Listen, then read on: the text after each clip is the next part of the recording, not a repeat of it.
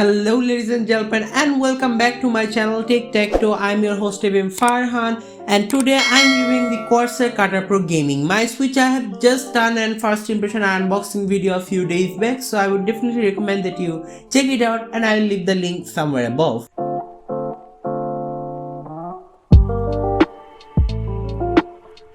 So you do know that I really hate companies for slapping on some expensive price tag on peripherals which has the name gaming on them, and basically including some gimmicky features with them. It makes them think that they are eligible for that high price. However, the times are changing, people are leaning more towards budget options, so I've been on a hunt for a great budget gaming peripherals such as headphones, microphones, mice, as well as keyboards and etc.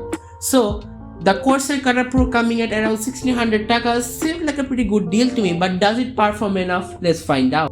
Okay, so first up, let's discuss about the build of this mice. So here Corsair has opted for a plastic shelled mice which has a rough matte texture with the color black anodized all over it. The sides on the left and right are made up of a grippy texture so that you can use it perfectly in both palm as well as claw gripping. Also, the shape of the mouse is my most favorite part of the whole mouse. It fits in so nicely and the shape all feels so ergonomic, and over prolonged sessions of gaming you will definitely feel the benefit of such a good design. Now underneath we have the sensor, then also we have two aluminum feet which are made up of a texture which eliminates friction by around 50%, so it allows the mouse to glide in quite smoothly over any kind of surface. I have tested on wood, glass, as well as a traditional mouse pad, so there's there.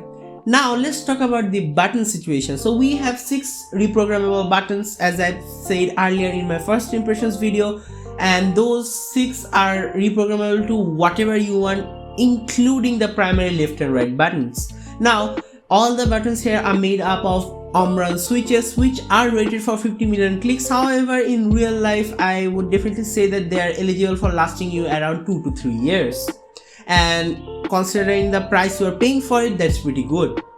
The scroll wheel has a nice bit of resistance as well as smooth feeling, so there is no harsh or hard resistive scroll wheels, and the feedback is pretty, let's just say, tactile, and it feels really good. The middle click is smooth too, as well as the left and right clicks are good too. However, one thing to note here is that Corsair has opted for a quieter switch, and so they have placed, I guess according to me, a dampener for quieting down that noise. However, in that same process they have actually softened the clicks of those buttons, so that's why I myself felt like the clicks were a bit softer than I would like. I mean, it's totally subjective and you might not be bothered with this at all. However, I have used a Logitech G102 Prodigy before and it had a better and crisper click. So that's the one caveat that I found while testing the mouse.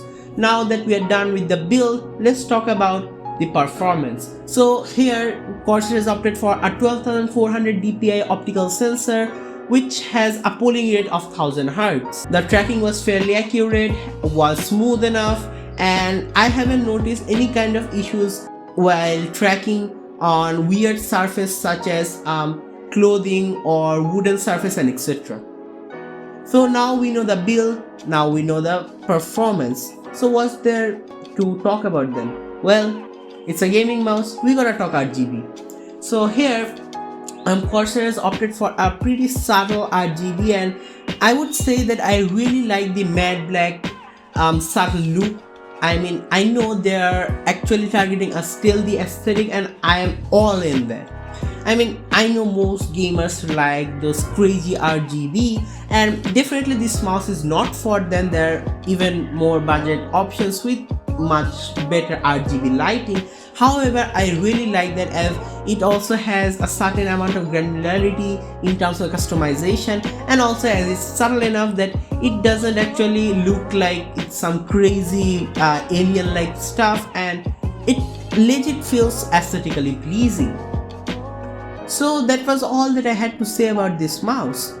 It's pretty good for the price, it has a great build, great performance, a subtle and matured looking aesthetic, and for the price, this is the most feature rich mouse that you can buy in Bangladesh. So that's there.